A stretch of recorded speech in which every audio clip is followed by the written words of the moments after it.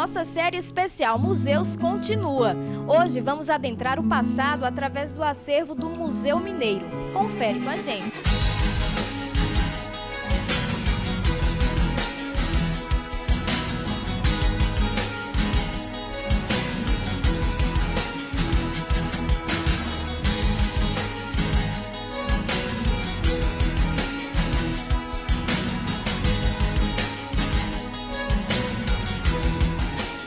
De fora já podemos perceber sua arquitetura exuberante e seus jardins planejados. Há 30 anos, o Museu Mineiro vem contando a história do estado e do país, desde o tempo colonial. Mas antes de virar museu, este lugar já teve outras funções e utilidades. A Ana, que é diretora de ações aqui do museu, conhece bem sobre esse lugar. Ana, fala pra gente um pouquinho sobre as características do prédio aqui onde se encontra o museu. É uma casa de um estilo eclético, né?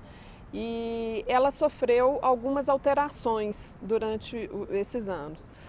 Primeiro, ela foi construída para ser uma casa e nunca foi uma casa. Ela nunca foi habitada por ninguém. Então, ela funcionou como senado. Se você reparar, as casas, elas eram construídas, assim, a característica principal, elas eram construídas no centro do terreno, então tinha afastamento lateral, afastamento de fundos, de frente, e no caso do Museu Mineiro, ela perdeu esse afastamento frontal e ganhou a sala das sessões, né? Mas a entrada lateral com uma varanda, sabe? Esse estilo eclético, né? E as pinturas, o prédio do arquivo, tanto o prédio do arquivo quanto do Museu Mineiro, eles são muito parecidos. A planta era a mesma. Aí teve alguma alteração para adaptação para os usos delas diferenciados, né? Porque o Museu Mineiro ele foi criado junto com a criação do arquivo público, sabe? Então, assim, os dois estão próximos aqui, até tem um motivo. Quando foi criado o arquivo público, pensou-se em guardar também alguns objetos, mobiliário, coisas importantes de Minas Gerais, né? Algumas peças importantes que hoje compõem a coleção do Arquivo Público Mineiro. Mas o arquivo foi inaugurado, foi fundado e muitos anos depois é que teve a fundação, a abertura mesmo do museu.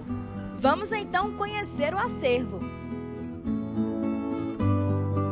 O museu é dividido em 4 salas: a das colunas, do colecionador, do arquivo público e a sala das sessões, que faz referência ao antigo Senado que funcionava no lugar.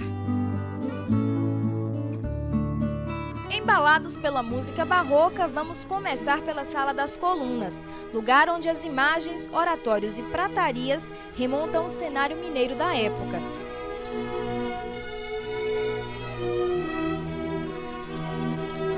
E nós estamos aqui com o Ramon, que é o diretor de gestão de acervos aqui do museu. Ramon, que sala é essa? Essa aqui é a Sala das Colunas, que apresenta nosso acervo de arte sacra.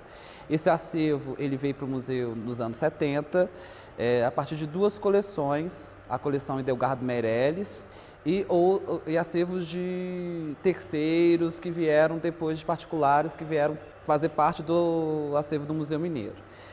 Essa sala, ela trabalha justamente com a imaginária sacra, a produção da imaginária sacra em Minas Gerais. Se a gente for ver um pouco dessa história da produção artística do século XVIII em Minas Gerais, essa sala tem um representante de cada, ou de um mestre, ou da região. O museu é mineiro, mas temos muitas obras originárias da Bahia, uma das principais escolas na arte de imaginária. A produção, nós temos o acervo nosso de arte sacra mais voltado para Minas Gerais, mas nós temos as peças de outros estados também. Um deles é a Bahia, porque como a produção de arte sacra, de imaginária no século XVIII, ela vai ter 5 escolas importantes espalhadas em todo o Brasil, que é Pernambuco, Bahia, Rio de Janeiro, Minas Gerais e Maranhão. E aqui a gente concentra maior de a de Minas Gerais, mas nós temos algumas peças também da Bahia, que foi uma das escolas mais importantes, porque foi a que mais produziu peças para exportação. Então você tem peças da imaginária baiana, dos mestres baianos em São Paulo, em Goiás, espalhados por todo o país. Dos artistas dessa sala, um de grande relevância é Mestre Piranga, que viveu na região de Ouro Preto. Consegue perceber seus traços marcantes? São 6 obras dele, você consegue, que são atribuídas a Mestre Piranga, e você tem um traço muito forte dele, que é o joelho, é bem demarcado nas imagens. Então você consegue ver, você tem a região do planejamento, mas você tem o joelho bem demarcado, e a característica, o rosto do Mestre Piranga também é bem característica, um traço. Você tem um rosto mais oval, é um dos pontos também de atribuição de obras e de características, de identificação das obras do Mestre Piranga. Essas obras, essas artes que tem aqui, que tipo de material elas têm? Geralmente, aqui a gente concentra nessa sala madeira, uma madeira que ela é entalhada e depois recebe um tratamento pictórico, que a gente chama de policromia, que também pode ser ou com tinta, mas também recebe algumas têm douramento, que é folha de ouro, que é feita, e em cima da folha de ouro é feito alguns trabalhos, alguns ornamentos, nessa camada a gente chama de policromia. Tem também algumas peças em marfim e prataria.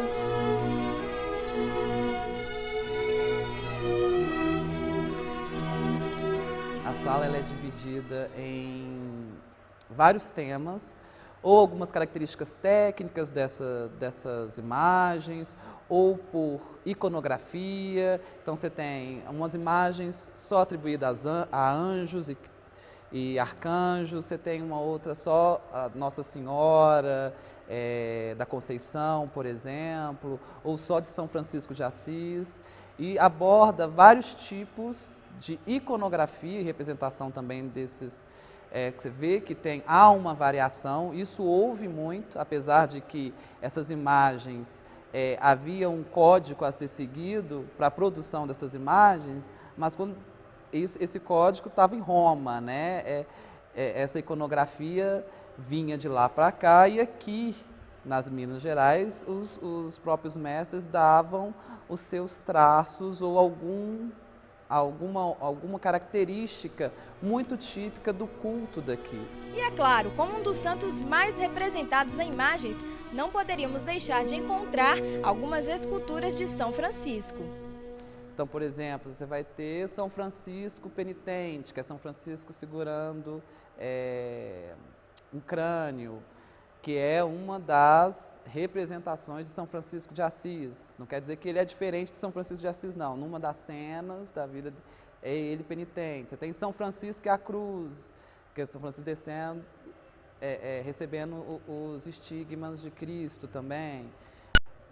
Então você tem várias cenas da vida desses santos que estão representados aqui em diversas imagens. Sem dúvida é uma riqueza para a história da religiosidade, tanto de Minas quanto do Brasil, né? Esse legado que deixa é justamente a inúmera produção artística que foi feita nesse período, ou por você ter uma imagem, existia um status social. Você ter uma imagem policromada, uma imagem com douramento na sua casa ou no seu oratório. Ter um oratório era a mesma coisa que você ter uma televisão, né? As pessoas necessitavam desse espaço. A religiosidade era mais presente nesse período do que é hoje, por exemplo. Se você for comparar a televisão a um oratório, nas casas, hoje não falta televisão. Naquela época também um oratório, uma sala, uma alcova, um espaço para sempre estava presente nas residências coloniais no século XVIII. Mudando de sala. Essa aqui é uma outra sala que a gente tem aqui no museu, que é a sala do colecionador, que é remontando como seria uma sala de um colecionador, já que as obras aqui vieram todos de grande parte de coleções ou colecionadores privados.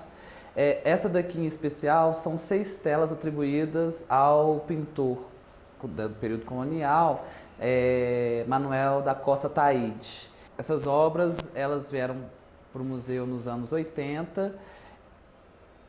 Elas foram encontradas numa capela subterrânea, assim, elas estavam enterradas foi uma capela que foi destruída, me parece, ou que se perdeu. Elas foram encontradas, restauradas e vieram para o museu.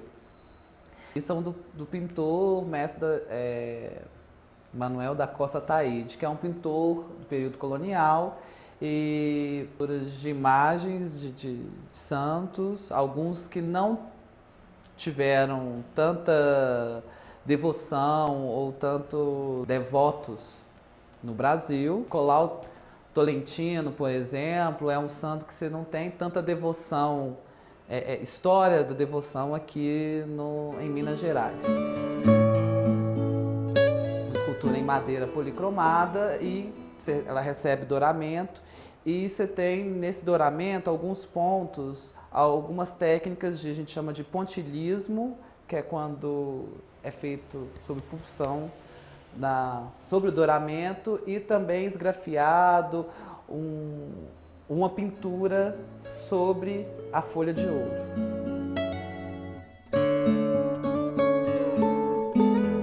A próxima sala se chama Arquivo Público Mineiro. Aqui é contada a história de Minas e Belo Horizonte por meio de objetos de um valor inestimável. O olhar curioso do visitante vai encontrar muitas surpresas. E nós estamos agora na sala do Arquivo Público do Museu Mineiro. Marconi, o que tem nessa sala? Então, essa sala, né, que traz o nome Arquivo Público, ela é uma homenagem ao órgão que inicialmente era responsável pela coleta desses objetos, né, dos objetos que um dia iriam formar o Museu Mineiro, né. Então essa sala ela guarda o acervo matricial, né, do Museu Mineiro. É claro, parte dela, né, parte dessa coleção. Aqui a gente tem, como eu falei, um pouco de objeto que vai linkar, né, ou pincelar diretamente algum fato histórico, né.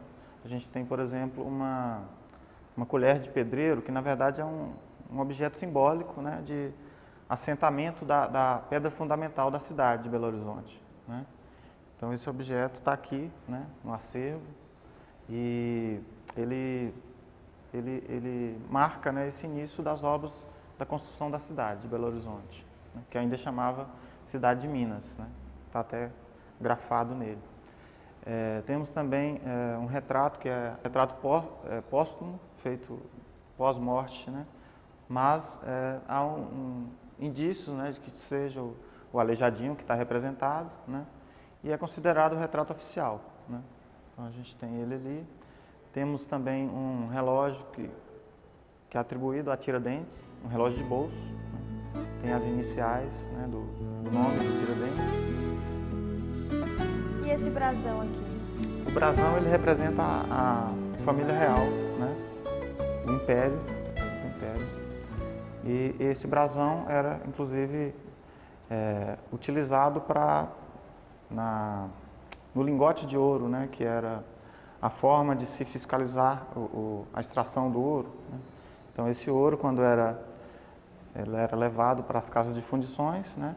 Onde era retirado o quinto, né, que era 20% do imposto sobre o ouro, né, e essa barrinha de ouro, e elas recebiam o brasão do Império, né. Então, e temos vários outros objetos interessantes aqui, objetos que remetem à escravidão, né, no caso, objetos de castigo, né. Tem correntes, viramundo, gargalheiras, e algumas armas, né, de uso militar, né, do século XVIII até o início do século XX. Né. Temos uma coleção de armas bem bacana. A última sala é de encher os olhos. Aqui transborda talento. Nesta sala temos alguns pintores e artistas exclusivamente mineiros, de renome até mesmo internacional. Marconi, por que o nome Sala das Sessões? Então, Sala das Sessões porque exatamente nessa sala, ela é um acréscimo ao projeto original da casa. Né? Essa casa ela começava, né, dessa parede para trás, no desenho original, né? E essa sala foi acrescida depois, né, para receber o Senado Mineiro. Né? Então esse prédio, que foi construído para morar um secretário, teve essa outra função, né? Passou a ser o Senado Mineiro. E nessa sala... Então aqui era residencial antes? Isso, era para ser. Né? Só que o secretário não chegou a morar aqui. E aí logo passou a ser o Senado. E essa sala era onde tinha as sessões, né, as reuniões, né, discussões políticas e legislativas. Né. Passou o Senado, mas o nome ficou, né? Isso, o nome, né, mantém para relembrar essa história. Né. E, né, são decorações da época, né, toda essa ornamentação que a gente vê aqui, esse forro pintado, então é da época. Tá. E hoje abriga a coleção Pinacoteca do Estado, né, que são... em sua maioria, pinturas, né, trazendo artistas mineiros, né, ou artistas que não nasceram aqui, mas tiveram importância na formação da cultura e do processo artístico, né, mineiro. E, né, a gente pode citar alguns nomes, né, o Inimar de Paula, Yara Tupinambá, Nelo Nuno, Maria Helena Andrés. Ali nós temos a Lotus Lobo, Celso Renato, Amilcar de Castro, né, e a belíssima A Má Notícia de Belmiro de Almeida, que na verdade é um dos mais antigos, né, de uma geração ainda acadêmica, né, e que ele pinta esse quadro em 1897, que é o ano de fundação de Belo Horizonte. Né. Então, essa belíssima pintura aqui. Então, quem quer conhecer um pouquinho da história de Minas pode vir aqui nessa sala, né? Isso. Dos pintores e da escultura também. Isso, através da pintura também, alguns dados históricos nas pinturas, né? Outras são mais, digamos, com conteúdos mais abstratos, mas que traz essa história da arte, né? Ainda muito forte aqui. Passear pelo passado nos faz descobrir a cada passo um pedaço de nossa história. Assim como é importante os primeiros passos de uma criança, é bom conhecer os passos de uma cidade, de um estado, de um artista. Os passos de cada brasileiro relembram o que somos e acrescentam sabor à história do país e da humanidade. Mas o especial museu não termina por aqui. Vamos continuar nossa caminhada. E atenção, amigos de Belo Horizonte e região, fique atento e confira os próximos eventos da Canção Nova Minas. Restaura nossa casa, Senhor. O mês de março na Canção Nova Minas está pra lá de especial. Encontro Restaura Nossa Casa, Senhor e aniversário da Loja 2 da Canção Nova em Belo Horizonte, com Salete Ferreira, Cassiano Meirelles e o músico Sapo. Confere aí a nossa programação. No dia 8 de março, sexta-feira, às 2 da tarde, teremos um momento de oração na loja Canção Nova do Centro, que fica na Avenida Amazonas, número 121. No sábado, dia 9, 1h30 da tarde, acontece a tarde de louvor, com muita oração e música. E às 7 horas da noite, um show acústico com a cantora e missionária Salete Ferreira vai conduzir você ao encontro com Deus. Neste dia, o evento será no Centro Pastoral da Paróquia Santo Antônio da Pampulha, que fica na Rua Garumá, 550, no bairro Jaraguá. Já no domingo, das 8 da manhã às 5 da tarde, a Salete, o missionário Cassiano Meirelles e o músico Sapo comandarão o Kairós na Paróquia Santo Antônio da Pampulha. Não perca! Restaura sua igreja, Senhor.